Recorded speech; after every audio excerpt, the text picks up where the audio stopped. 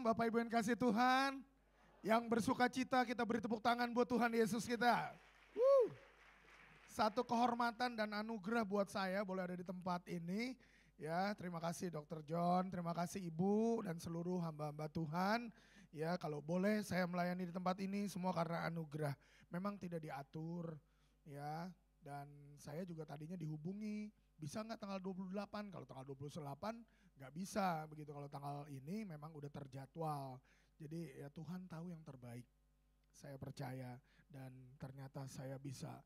Yang pertama menikmati, bisa membagikan firman Tuhan di tempat yang sangat indah ini ya. Kita berikan pujian buat Tuhan Yesus yang baik ya. Haleluya. Terima kasih untuk kesempatannya diberikan buat saya ya Pak John ya. Saya datang bersama mantan pacar saya ya. Kami sudah dianugerahi seorang anak yang berumur 29 tahun ini ya. Bener kan? Tahun ini soalnya kita 30 tahun pernikahan. Nanti November ya. Dan saya bersyukur walaupun masih muda ya.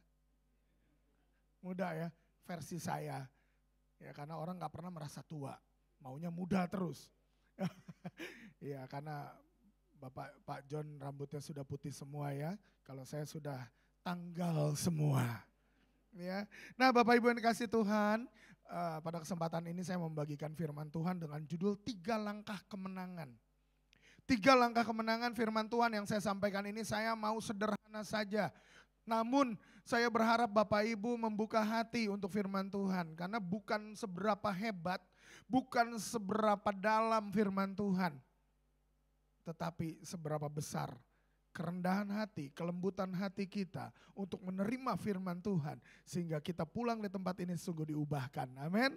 Ya, saya percaya bahwa firman Tuhanlah yang berkuasa mengajar, menyatakan kesalahan, memperbaiki kelakuan, mendidik orang dalam kebenaran. Ya, oleh karenanya saya ajak kita semua membuka Matius 14 ayat 25 sampai 33.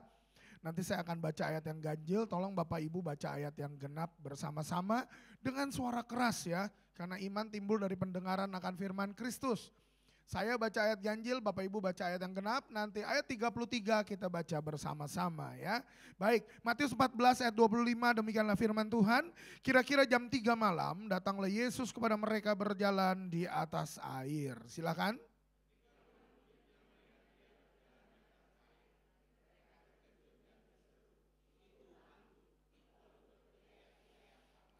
Tetapi segera Yesus berkata kepada mereka, tenanglah, aku ini, jangan takut.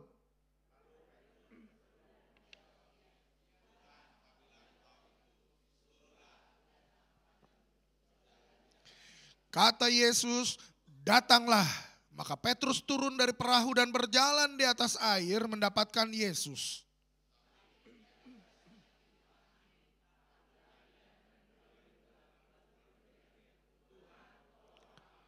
Segera Yesus mengulurkan tangannya, memegang dia dan berkata, hai orang yang kurang percaya, mengapa engkau bimbang? 3 sama-sama. Dan orang-orang yang ada di perahu menyembah dia, katanya, sesungguhnya engkau anak Allah. Amin. Dari perikop yang kita baca ini ada satu peristiwa yang indah. Ya, ketika Tuhan Yesus sudah melakukan mujizat demi mujizat yang banyak, mereka mau nyebrang ke Kapernaum, ke Betsaida, ya, dan mau menolong menyembuhkan banyak orang juga di sana. Mujizat-mujizat berikutnya terjadi. Tetapi apa yang terjadi saudara? Waktu itu Tuhan Yesus mengambil waktu untuk berdoa seorang diri, murid-muridnya naik perahu menyeberang menuju ke Betsaida. Di tengah malam mereka sedang mengayuh dayungnya, mereka kesulitan karena ada angin sakal yang menentang perahu itu dan perahu itu diombang-ambingkan ombak sedemikian rupa. Dan Yesus menyusul mereka. Kira-kira jam 3 Yesus berjumpa dengan mereka, Yesus jalan di atas air dan luar biasa terjadilah kisah yang seperti tadi kita sudah baca. Saudara, dari perikop ini sedikitnya ada 3 hal yang saya mau sampaikan. Yang pertama, yang harus dimiliki oleh orang adalah kita harus mengenal Tuhan dengan benar. Katakan bersama saya, mengenal Tuhan benar. Ya, jangan lupakan kuasa dan kebaikan. Nah, manusia ini kan seringkali lupa sama kebaikan Tuhan. Tapi saya percaya itu cuma orang-orang yang di Bogor, di Cirebon baik-baik semua. Amin. Kita semua bilang di sini yang pertama, kita bilang sama kanan kiri, lupakan Tuhan. Kenal Tuhan dengan baik ya. Ingatkan kita semua. Wah, sudah melakukan banyak mujizat saudara, kalau saudara perhatikan. Mujizat yang pertama di Kana air berubah menjadi anggur, lalu orang kusta disembuhkan. Pelayan perwira Kapernaum disembuhkan, ibu mertua Petrus disembuhkan, 2 orang kerasukan dilepaskan. Sengaja saya catat urutan sebelum terjadi peristiwa tadi ya. Orang lumpuh berjalan, anak kepala rumah ibadat disembuhkan, perempuan pendarahan 12 tahun disembuhkan. Yang buta, yang bisu disembuhkan. Dan yang terakhir sebelum peristiwa Yesus jalan di atas air ini adalah 5 roti 2 ikan diubah, dipecah oleh Yesus. Memberi makan berapa banyak? 5.000 laki-laki, tidak dihitung perempuan dan anak-anak. Bangsa Israel kalau dia punya pasangan satu, nggak ada dia yang punya anak satu. Zaman sekarang orang punya keluarga, punya anak paling 1, maksimal 2 ya. Zaman dulu oma saya punya anak berapa? 11 ya. 11 anaknya, wow. Mendekati ya. 1 kesebelasan sepak bola. Ya. Saudara tahu? 5.000 orang laki-laki tidak dihitung perempuan dan anak-anak. Belum lagi dihitung berapa banyak keresek dan berapa banyak tupperware yang mereka bawa. Kalau mereka bawa ya. Nah banyak orang punya kebiasaan babungkus toh. Ya dari zaman dulu, zaman sekarang selama-lamanya babungkus is always lah. Nah saudara saya percaya. Dan mujizat terjadi luar biasa. Sisanya 12 bakul rotinya, ikannya belum dihitung. Besar sekali, big amount. Ya, nah kalau saudara 5 roti 2 ikan dipakai makan 1 orang paling cukup. Buat murid-muridnya aja nggak akan cukup, tapi Yesus bisa pecahkan. Mujizat terjadi luar biasa. Saudara, pertanyaannya sekarang, murid-murid kenal Yesus dengan baik enggak? Walaupun sudah melakukan banyak mujizat. Belum. Ya, mereka tidak mengenal. Bahkan ketika Yesus jalan di atas air menghampiri mereka jam 3, lalu mereka bilang apa? Hantu. Bayangkan saudara, kalau kita punya murid, kita punya teman, kita punya keluarga, kita punya saudara, berapa tahun bersama-sama kita melakukan mujizat bersama, doa malam bersama, pelayanan bersama, semuanya sama-sama, main musik sama-sama, singer WL sama-sama. Suatu pagi ketemu sama kita di tengah jalan, lalu dia lihat yang namanya Satria ini, lalu begitu berjalan dia bilang, hantu. Kalau saya, mungkin saya bisa luka batin saudara. Ya. Astaga, kalau bahasa Yunaninya teng-tengen. Ya, kacida, terlalu begitu kan. Yesus alami loh, dikira hantu karena murid-murid mengenal mereka, Yesus dengan benar. Tidak sungguh-sungguh mengenal. Kalau orang yang mengenal tuh simpel saudara. Kalau kita mengenal, ya mungkin kalau istri saya lagi jalan di mana terus istri saya teriak "Pah", saya langsung tahu. Atau nggak usah teriak "Pah" lah. Nanya sesuatu sama pelayan, saya bisa dengar, oh suara istri saya begitu. Anak saya. Suatu saat saya pergi ke supermarket di salah satu mall ketika saya sama istri sama anak lagi jalan mencari sesuatu, terus saya terbatuk di situ. Saya batuk, oh gitu. Ketika saya batuk gitu, dari koridor lain itu ada beberapa orang satu keluarga menghampiri saya. Teriak, Pak Satria katanya. Ternyata ada pengerja saya dan keluarganya. Dia hafal loh suara gembalanya. Ya, dia tahu karena suara saya agak serak-serak kebanjiran. Ya, mirip-mirip lah sama Rod Stewart ya. Cuma ini versi KW2 ya. Saudara, kalau kita mengenal tuh bisa mengenal seperti itu. Betul? Suami istri itu kalau saling mengenal pasti mengenal. Dari ngoroknya aja tahu katanya. Betul kan? Di sini ada suami-suami yang ngorok. Ya, terima kasih Pak, Bapak jujur sekali. Kita sama Pak ya. Nanti kita coba siapa lebih keras. Ya. Nah saudara dikasih Tuhan, murid-murid tidak mengenal. Bahkan setelah sekian banyak mujizat terjadi, dia tidak benar-benar mengenal. Di dalam Markus 6 ayat 52 dikatakan apa? Sebab sesudah peristiwa roti itu, mereka belum juga mengerti dan hati mereka tetap degil. Nggak ada di PowerPoint saya ayat ini. Ya, mereka tetap degil, padahal udah ngalami mujizat banyak begitu, tapi tetap degil. Keras kepala, tidak mau ngerti, tidak mau diajar, itu degil. Rupanya kita sebagai manusia ini harus belajar mengenal Tuhan, itu dimulai dari hati. Buka hati kita untuk mengenal Tuhan. Jangan kita paksa Tuhan, Tuhan kenal aku dong, Tuhan kenal aku dong. Kalau aku lapar, kasih makan. Kalau aku sakit, kasih sembuh. Wah, ini Tuhan diperlakukan seperti pembantu, saudara. Kita mau pergi kemana-mana, kita bilang, Tuhan jagai rumahku ya. Kita mau jalan lagi, Tuhan jagai anjingku ya. Tuhan jagai sapiku, peliharaanku. Kata Tuhan, wait, nanti dulu katanya. Kau pikir aku siapa? Seringkali kita memperlakukan Tuhan seperti itu. Bahkan ketika jalan, pakai motor, ngelawan arus, ada polisi di depan. Ada yang berdoa secara spontan, Tuhan butakan mata polisi itu. Astagfirullah, kejam kali kakak. Ya, ada itu, nggak sengaja itu. Ada satu jemaat cerita sama saya, dia doanya gitu, butakan matanya supaya dia tidak melihat. Kamu yang salah jalan, saya bilang, bertobatlah kau ya. Ya saudara, dalam Hosea 4 ayat yang ke-6 dikatakan apa? Umatku binasa karena tidak mengenal Allah. Kalau kita tidak mengenal Tuhan, dengar baik-baik. Berapa puluh tahun pun kita ke gereja, kita binasa. Kita harus mengenal Tuhan benar. Kita harus memahami Tuhan dengan benar. Dengar baik-baik. Bahkan hamba Tuhan pendeta sekalipun, dia udah pelayanan khotbah mungkin. Kalau dia tidak mengenal Tuhan dengan benar, binasa loh. Pemain musik, saya juga dulu pemain musik. Tapi sebelum pemain musik tentu saya tukang ngepel ruang ibadah, bersihin bangku, karena dulu bangku kita sewaan. Ya tadi saya cerita ketika perintisan seperti apa, lalu mulai urusan sistem dan lain-lain. Kalau enggak akan bisa, saudara, kita nggak bisa bilang bangga, oh gerejaku. Saudara, karena yang terpenting dari semua adalah kita mengenal Tuhan kita, juru selamat kita yang hidup satu-satunya. Kenal dengan baik. Ya, ada orang puasa, ketika dia puasa, Tuhan, aku minta Tuhan kiranya berikan aku jodoh. Ya, siapa Tuhan? Kasih tahu ya Tuhan. Tiba-tiba dari jendela ada yang ngomong, Meme. Dari jendela ada lagi yang ngomong, Meme. Saudara pikir, oh Tuhan terima kasih. Berarti Meme lah jodohku. Ternyata bukan, saudara. Itu ada tetangga sebelah. Ya, ada masalah dia sama bibirnya. Maksudnya dia mau manggil tukang siomay. Keluarnya Meme. Iya. Karena kita tidak mengenal suara Tuhan, kita pikir Tuhan yang jawab. Hati-hati loh saudara.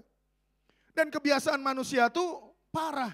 Lebih mudah mengingat kesalahan daripada mengingat kebaikan. Saya berapa kali ngalamin. Doain jemaat, doain orang. Kanker rahim, stadium 4, sudah mau meninggal. Udah sonde, udah pakai oksigen, udah pakai segala macam.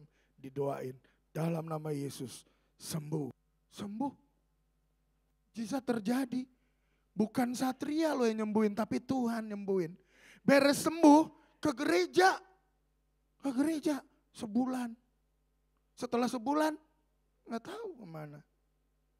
Ada yang kanker tenggorokan paru, didoain lagi, sembuh, dahsyat, beres sembuh, nggak tahu kemana lagi.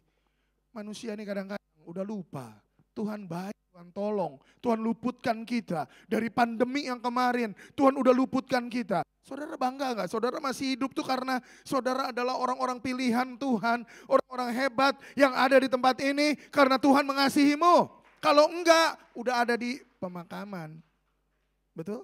Tapi kalau kita masih ada di sini. Dr. John ini senior saya yang luar biasa, rendah hati. Ya, beliau ini udah mengalami banyak pernyataan Tuhan.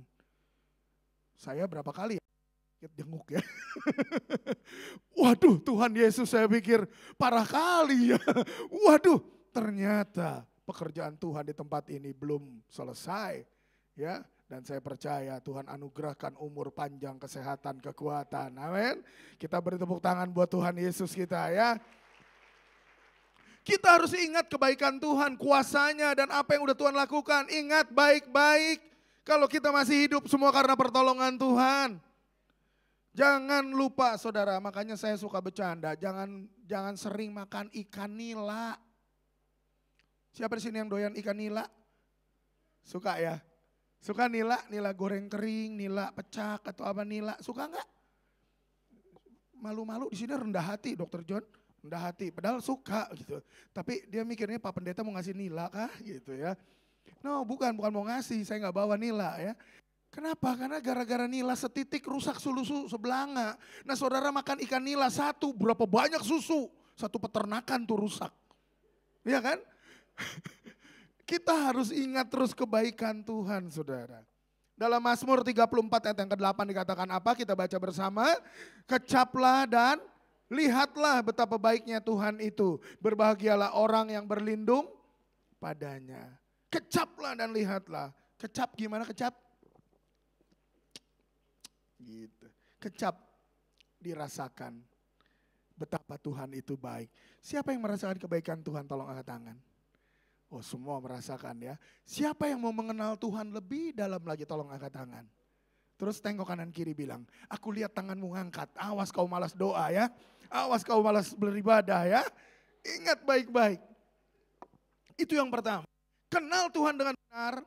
Cari Tuhan dengan sungguh. Karena ketika pintu diketok akan dibukakan. Kita minta Tuhan beri. Saya yakin sekali ketika kita mencari kita mendapatkan. Ya, yang pertama itu. Yang kedua saudara, kita harus percaya dan taati firman Tuhan.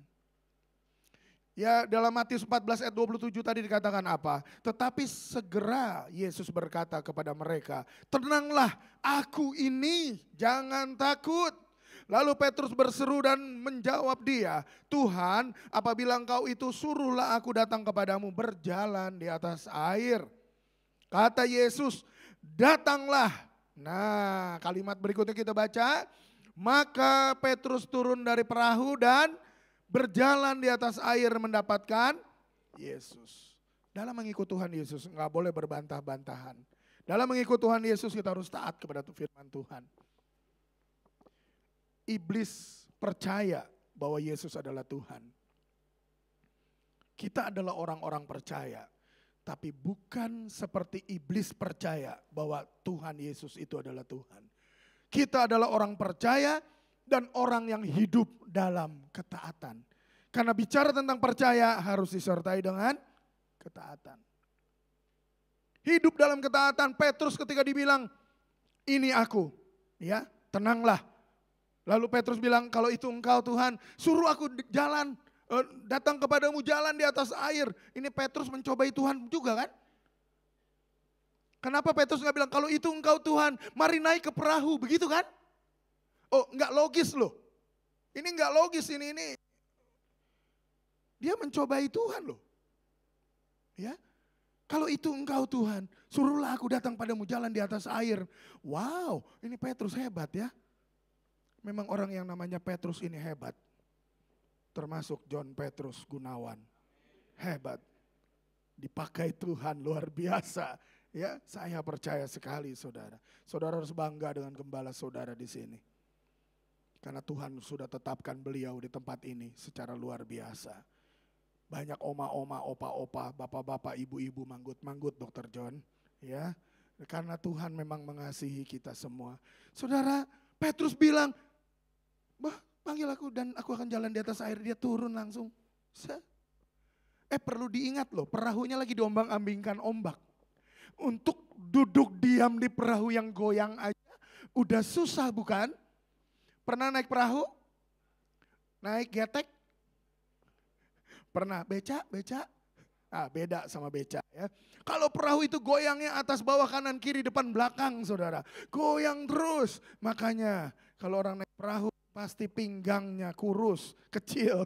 Karena goyang terus ya. Saya jarang naik perahu, saya banyakan naik mobil. Jadi agak sedikit lebar begitu. Bukan sedikit, agak banyak lebar lah. Ya. Petrus turun loh. Petrus juga nggak bilang begini kan, Tuhan yang benar Tuhan, yakin nih jalan di atas air. Kalau Tuhan bisa jalan memang karena engkau Tuhan tidak banyak dosa. Nah aku kan banyak dosanya Tuhan. Mana bisa aku jalan di atas air Tuhan. Berjempol aja udah tenggelam Tuhan. Kemarin nyelupin tangan di jari aja tenggelam Tuhan. Gimana suruh jalan di atas air? Petrus gak bilang begitu kan? Itu rese banget lu Petrus, kata Yesus begitu kan. Tapi enggak. Petrus langsung turun di atas air, ke air. Dia jalan menghampiri Yesus. Itu bukti iman yang percaya, yang taat kepada Tuhan. Walaupun dia pikir tenggelam nih. Ya, tapi dengar saudara, iman di atas pikiran kita. Iman harus ada di atas pikiran. Ya, jangan andalkan pikiran kita. Orang benar hidup oleh percayanya saudara.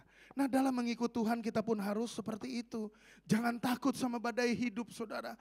Jalan bersama Tuhan. Karena ada Tuhan yang menyertai kita. Saudara punya masalah apa? Sakit penyakit, masalah keluarga.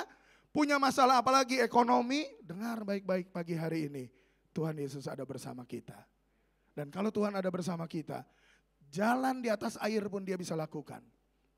5 roti 2 ikan memberi makan 5.000 laki-laki, tidak dihitung perempuan, anak-anak babungkus. Ya, apalagi kita, pasti kita dikasih makan sama Tuhan, percayalah. Ya, ikut Tuhan harus sungguh-sungguh, jangan takut. Beberapa waktu yang lalu kan ada yang meramalkan, katanya bulan apa? Ya, ada kan yang baca ya. Wah, bulan apa sih kemarin Pak? Tanggal berapa gitu ya? Saya nggak hafal, tanggal sekian Juli atau Juni, kiamat katanya. Begitu datang harinya, ditunggu-tunggu nggak kiamat. Dia bilang revisi, salah cetak. Jadi September ya. Ya, macam-macam dia. Terus aja sebutin sampai Tuhan datang. Paling nanti dikira begini, emang begini sih ya. Saudara, janganlah kita pikir-pikir yang seperti itu. Kita percaya Tuhan di atas segalanya. Dan Petrus langsung turun dari perahu mendapatkan Yesus. Berapa tahun yang lalu, berapa bulan yang lalu, pasukan Rusia karena tidak taat kepada pimpinannya. Pimpinannya bilang begini, ketika dia kan perang sama Ukraina ya, Ukraina ya. Ya.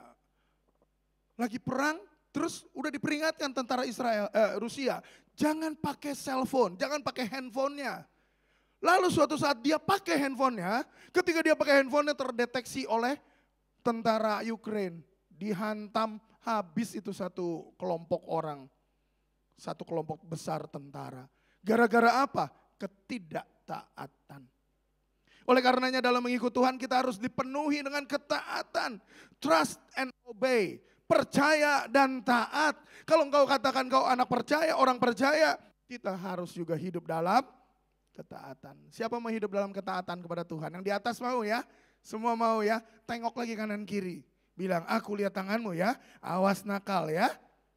Nah kadang-kadang kita datang ke gereja kan, ini urusanku sama Tuhan, bukan urusan sama kau. Ya, aku angkat tangan kan di depan Tuhan, bukan di depan kau. Oh tidak, justru sebagai keluarga kita harus saling mendukung, mendorong, mendoakan, mengingatkan, menasehati, betul ya? Kalau ada yang lagi marah-marah bilang, jangan marah-marah mah, jangan marah-marah Pak, begitu kan? Di gereja itu perlunya seperti itu, komunitas, keluarga. Jadi kita harus hidup dalam ketaatan. Nah saudara, ingat waktu Ishak disuruh persembahkan oleh Tuhan, apa yang dilakukan oleh Abraham? Abraham langsung besoknya pagi-pagi dia panggil budaknya, siapkan kayu di keledai dan dia bawa Ishak, bawa pisau. Betul? Mereka jalan, enggak pakai nunggu, oh Tuhan janganlah. Terus besok paginya nego, Tuhan jangan dia ada Tuhan. Satria aja Tuhan. Ishak kan satu-satunya Tuhan. Udahlah aku aja Tuhan, jangan Ishak anakku. Aku aja Tuhan, Bapak aja. Bapak kan biasa berkorban untuk anaknya ya. Tidak loh, dia tidak berbantah-bantah, langsung dia lakukan besoknya pagi-pagi. Dan kita tahu apa yang terjadi. Abraham siap tikam Ishak, tapi Tuhan sediakan. Ya, ini dia adalah ketaatan saudara. Dalam Filipi 2 ayat 14 dikatakan apa? Kita baca bersama, lakukanlah segala sesuatu dengan tidak bersungut-sungut dan berbantah-bantahan. Kalau orang yang bersungut-sungut itu udah masuk tidak taat. Disuruh berdoa, doa lagi, masa aku lagi. Itu udah nggak taat, saudara. Ya, kalau orang yang taat tuh baru ngomong aja, ayo kita doa, siap. Begitu dong, tentaranya Tuhan. Jangan, ayo kita doa. Nanti om, lagi pegel om, pinggangnya sakit, asam urat om, alasan terus. Ya. Di sini nggak ada sih, di Bogor biasanya saya ngadepin yang gitu ya. Amsal 3 ayat 5 dikatakan apa? Percayalah kepada Tuhan dengan segenap hatimu dan janganlah bersandar kepada pengertianmu sendiri. Jangan bersandar pada pengertian kita. Kita pikir kita pinter. Ada kelakar ya saudara. Ini kelakar, maaf ya. Katanya kalau orang yang rambutnya nggak ada di depan, itu orang pinter. Profesor ya. Orang pinter, kalau yang tipisnya di depan. Pak maaf ya Pak ya. Kalau yang tipisnya di belakang, dia pemikir. Pemikir ya. Nah kalau tipisnya depan belakang, dia pikir dia pinter. Itu musibah itu. Sebentar ya, saya punya di depan soalnya. Saya lap dulu ya. Saudara itu musibah saudara. Janganlah kita pikir kita pintar. Itu bukti kesombongan ya. Miliki kerendahan hati karena yang maha tahu adalah cuma Tuhan ya. Dalam 1 Korintus 2 ayat 5 dikatakan apa? Supaya iman kamu jangan bergantung pada hikmat manusia, tetapi pada kekuatan Allah. Tuhan kita sanggup, dia sanggup melakukan mujizat. Apapun yang jadi pergumulan Bapak Ibu Saudara semua, datang sama Tuhan. Kalau engkau sakit kepala, apa yang ada di benakmu? Apa? Panadol, paracetamol, Paramex, kopi. Ada yang kopi ya? Kopi ya? Oh boleh dong, bagi dong. Kita kalau sakit langsung mikir, ada obat, ada apa. Wah, dokter itu tantangannya paling berat begitu. Saya aja dokter KW ya, dokter palsu. Sering ngadain pengobatan, kadang saya suka bantu dokter-dokter. Kan kalau penyakitnya general kita udah tahu ya dosisnya kurang lebih. Saya juga sama, begitu kepala mulai gak enak, yang kebayang sama saya tulisannya ada tuh Paramex gitu. Tapi saya mau belajar, Tuhan jangan dong. Kalau lagi sakit kepala nih jangan ingetnya Paramex. Tuhan tolong saya mau begitu sakit kepala saya bilang, dalam nama Yesus sembuh. Amin. Nanti praktek ya. Amin. Kok gak yakin sih? Ya, saya percaya Bapak Ibu adalah orang yang rendah hati sambil mikir dia, nanti aku praktek nih. Ya, nanti aku praktek seperti itu. Dalam Kolose 2 ayat yang ke-7 dikatakan apa? Hendaklah kamu berakar di dalam dia dan dibangun di atas dia. Hendaklah kamu bertambah teguh dalam iman yang telah diajarkan kepadamu. Dan hendaklah hatimu melimpah dengan syukur. Kita harus benar-benar percaya dan taat pada Tuhan. Iman kita ini harus dibangun.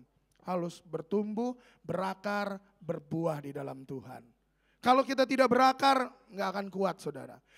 Korma itu cara tanamnya bagaimana tahu nggak saudara? Nggak bisa ditanam di pot, ditaruh begitu disiangi, nggak bisa. Korma itu bijinya harus ditaruh di atas pasir, nanti dia akan tertekan batu, terus ditaruh batu di atasnya, tertekan terus ke bawah, bijinya itu sampai ketemu sumber air, baru dia bertumbuh dari bawah. Setelah dia tumbuh dari bawah, dia naik ke atas itu, walaupun meteran loh dalamnya.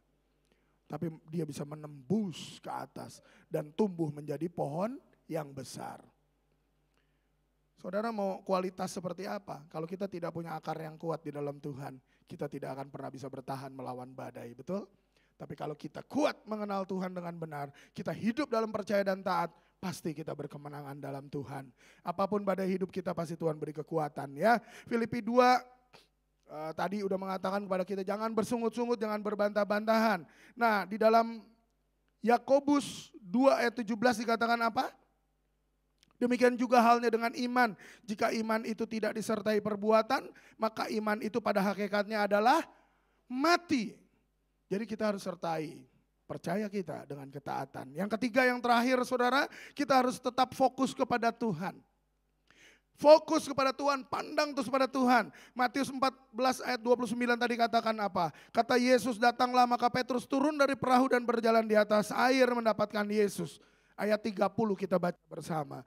Tetapi ketika dirasanya tiupan angin, takutlah ia dan mulai tenggelam. Lalu berteriak, Tuhan tolonglah aku. Segera Yesus mengulurkan tangannya, memegang dia dan berkata, hai orang yang kurang percaya, mengapa engkau bimbang? Saudara, kita harus terus fokus pada Tuhan. Ketika Tuhan tolong kita, fokus terus pada Tuhan. Ketika Tuhan belum tolong kita pun, kita harus fokus kepada Tuhan. Siapkan diri kita terus untuk fokus kepada Tuhan. Karena apa? Begitu kita nggak fokus sama Tuhan, tiupan dari angin, badai, musibah, tantangan, termasuk kenyamanan hidup, bujukan iblis, itu masuk ke dalam pikiran kita. Kita harus terus fokus kepada Tuhan. Saudara, ada satu kelakar, maaf ya. Ini ilustrasinya kelakar supaya bisa ketawa. Karena jam segini pada pengen ketawa biasanya. Ada bapak-bapak kerja di kantor, ketika dia lagi ngalami masalah, dia dimarahi sama bosnya. Ketika dia dimarahi bosnya, dia stres kan? Wah, dia stres. Begitu makan siang, dia datang sama sahabatnya. Ketika makan siang sama sahabatnya, dia cerita, dia curhat. Aduh, aku pusing, aku dimarahin oleh bos lagi. Karena aku begini. Aduh, aku pusing, aku gak tahan, mungkin aku harus berhenti ya. Aku gak tahan. Terus sahabatnya bilang, tenang berdoa. Aduh, aku pusing. Tapi dalam keadaan dia gitu, terus tiba-tiba temennya ini yang lagi bilang pusing, dia ingat. Terus dia langsung keluarin dompet. Dia lihat. Setelah dia lihat, ya aku kuat. Oke, aku kuat. Yuk mari kita kerja lagi dengan semangat. Ya temennya bingung. Oh, dia ngeliat dompet langsung semangat. Ya, besoknya lagi, 2-3 hari lagi, dia dimarahin lagi sama bosnya. Pusing lagi kepalanya, datang di kantin, dia ngomong lagi sama sahabatnya. Weh bro, pusing nih kepala gua nih bro. Kenapa? Dimarahin lagi sama bos nih, salah begini. Udah panjang lebar, temennya bilang, tenang, jangan stres. Waktu minggu lalu, engkau stres katanya, buka dompetmu dan kau menjadi tenang. Iya, dia bilang, oke deh. Dia buka lagi dompetnya, dia lihat lagi. Iya, aku tenang. Oke, aku tenang, mari kita kerja lagi. Nah sahabatnya ini akhirnya bingung, ada apa itu di dompet? Betul kan? Saudara juga pasti mikirin ya, ada apa itu di dompet? Kartu kredit kah? Ada uang kah? Ada sertifikat? Nggak mungkin ya. Ada apa misalnya di situ? Ada simpanan apa di situ? Nah temennya ini begitu berapa minggu kemudian ada masalah lagi. Lalu dia mulai stres lagi, datang sama sahabatnya. Sahabatnya bilang, lihat dompet lagi. Dia bilang, pasti engkau tenang. Bener, dia lihat lagi dompetnya.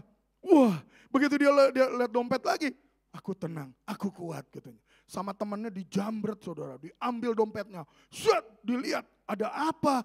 Begitu dibuka, gak ada apa-apa.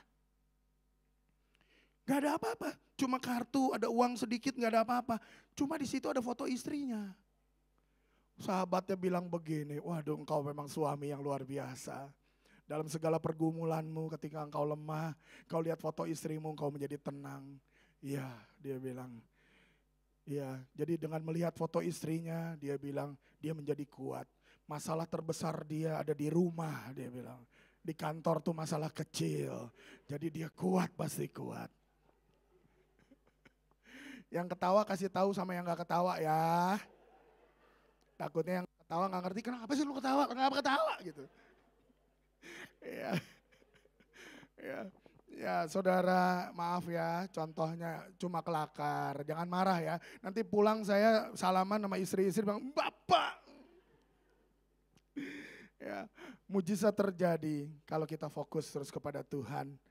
Ya, hidup dalam ketaatan, sungguh-sungguh taat kepada Tuhan. Jangan bimbang, jangan ragu. Karena ketika air diubah menjadi anggur, ada pelayan yang dengan taat mencedok air bawa ke pemimpin pesta. Padahal airnya air pembasuh kaki. Kurang ajar kan? Tapi ternyata anggur yang baik Tuhan Yesus bisa jadikan dari air biasa. Orang kusta waktu ketemu Yesus, Mereka disembuhkan, apakah ketika ketemu langsung sembuh? Begitu enggak? Enggak. Ketemu sama Yesus, Yesus bilang gini, pergi tunjukkan dirimu kepada para imam. Karena imam yang menjadi orang yang berhak untuk memverifikasi seseorang itu kusta atau tidak. Karena kusta dianggap itu kena kutuk waktu itu. Ya. Dan ketika mereka terima itu, orang yang kusta ini terus mereka bilang apa? Guru sembuhkan aku dulu. Bukan, dia gak bilang begitu. Tapi orang kusta ini begitu Yesus bilang pergi tunjukkan dirimu kepada imam. Dia langsung jalan. Dia mau datang ke imam. Di dalam perjalanan dia menuju imam, dia disembuhkan. Seringkali iman itu perlu ada fokus yang lebih lagi. Pandang terus kepada Yesus. Hidup dalam ketaatan pasti kita berhasil. Amin. Jangan pikir-pikir rasa-rasa yang lain. Ada seorang bapak, dia kerja udah 25 tahun, bosnya kasih rumah sama dia. Nih, karena kamu sudah berjasa, aku berikan rumah, ini kuncinya, ini sertifikatnya dikasih. Bapak ini langsung pulang ke rumah, dia bawa sertifikatnya. Dia mau tunjukin sama istrinya, karena selama ini puluhan tahun dia tidak pernah punya rumah. Dan dia hidup sebagai kontraktor. Sudah tahu kontraktor? Tiap tahun kontrak. Ya. Jadi begitu pulang dia bawa sertifikat, dia masukin ke jasnya, dia bungkus plastik, masukin ke jasnya, jaket hujan maksudnya, dia bawa, dia naik motor. Begitu keluar dari kantor, jalan, macet saudara. Jalanannya macet, tahu Jakarta begitu kan. Beres macet, wah dia pikir macet. Lama nih aku pulang ke rumah, tunjukin ini sama istriku. Bagaimana ya, wah tapi dia tetap, dia gak marah-marah. Beres begitu, dia jalan lagi. Kena ranjau paku, bannya kempes, ban motor kalau kempes kan susah ya. Setelah kempes, wah dia mulai tenangkan diri, dia cari lagi tambal ban. Sampai tuang tambal ban, belum juga diapa-apakan, hujan deras sekali. Kira-kira kalau saudara yang bawa motor tadi, apa yang ada dalam hatimu? Kesel enggak? Marah enggak? Ngedumel enggak? Enggak. Kalau saudara, saya kasih rumah sekarang, mau hujan, geluduk, mau apa pasti gak akan marah. Kenapa? Kita baru dapat hadiah. Betul kan? Bapak ini juga sama. Dia gak marah, dia beresin cepet-cepet bannya dan dia cepet-cepet pergi pulang ke rumah ketemu istrinya. Sampai di sana dia bilang, Mama kita dikasih rumah. Kenapa? Karena fokusnya adalah dia sudah dapat hadiah. Hadiahnya yang sangat besar dan luar biasa. Saudara, apa fokus hidupmu hari ini? Ingat loh, kita punya rumah yang luar biasa. Kita punya rumah di rumah Bapa. Yohanes 14 saudara boleh baca. Kita punya satu kepastian kehidupan kekal bersama Tuhan. Fokus kita jangan ke dunia, jangan ke yang lain. Fokuslah kepada Tuhan. Amin. Jangan fokus sama masalah, sakit penyakit, kebutuhan dan lain-lain. Selama kita masih hidup, masalah pasti datang. Ya, siapa yang mau fokus sama Tuhan? Tolong angkat tangan. Wah makin banyak ya. Semua ada yang tangannya 2 malah ngangkatnya. Saya mau jadi fokusnya lebih jelas begitu. Ya, saya percaya kita akan menjadi jemaat yang semakin diberkati Tuhan. 3 hal ini saya yakin dan percaya bahwa Tuhan akan tolong kita. Dan akan membuat kita menjadi kuat ya saudara. Ayat yang terakhir, Ulangan 31 ayat yang ke-6 kita baca bersama. Tolong dibuka. Kuatkan dan teguhkanlah hatimu, janganlah takut dan jangan gemetar karena mereka. Sebab Tuhan Allahmu, dialah yang berjalan menyertai engkau. Ia tidak akan membiarkan engkau dan tidak akan meninggalkan engkau. Ingat baik-baik, Tuhan tidak pernah meninggalkan kita. Gereja ini adalah bukti nyata penyertaan Tuhan.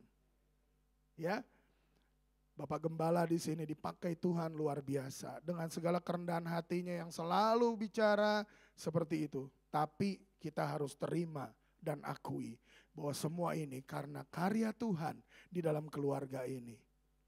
Ya. Dan saya mau katakan, Bapak Pendeta John Petrus Gunawan ini berbeda sama Petrus yang kita baca tadi ya. Begitu turun dia tenggelam gak lama. Kalau yang ini gabungan dari Yohanes dan Petrus. Karena John, Petrus. Ada lagi Gunawan ya. Kalau Gunawan anak-anak muda sekarang itu ada plesetannya Pak. Tahu? Tahu? Kalau Bapak belum tahu, tanya sama yang tahu. Ya, saya nggak mau ngomong di sini. Atau nanti setelah turun ya, Wani Piro. Ya, mari Bapak Ibu kita berdoa. Kita